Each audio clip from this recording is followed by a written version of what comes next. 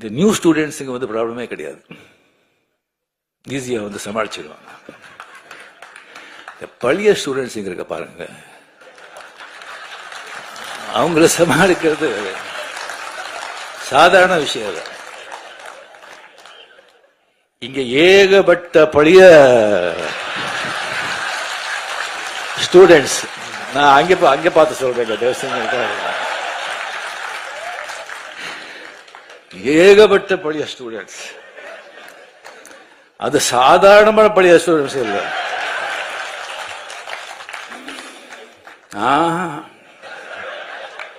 அசாத்தியமானவங்க. எல்லாருமே வந்து ஃபெயில் ஆயிட்டாங்க. இல்ல, ஒரு ரேங்க் வாங்கிட்டு அந்த கிளாஸ் விட்டு போக மாட்டோம்னு உட்காந்துருக்காங்க.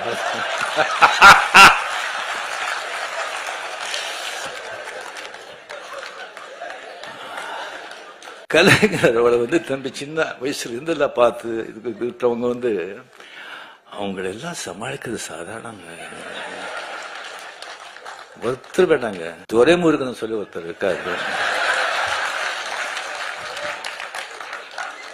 கலைஞர் கண்ணிலேயே முதலிட்டு ஆட்டினவர் அவரு.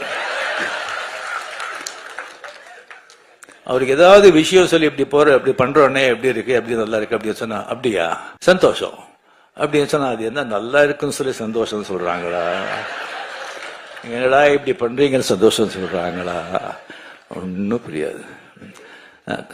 Stalin sir, hats off to you.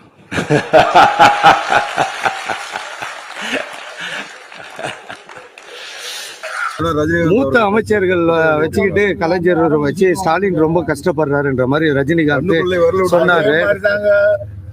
மூத்த நடிகர் எல்லாம் வயசாகி போய் பல் உழுந்து போய் தாடி வளர்த்து சாகர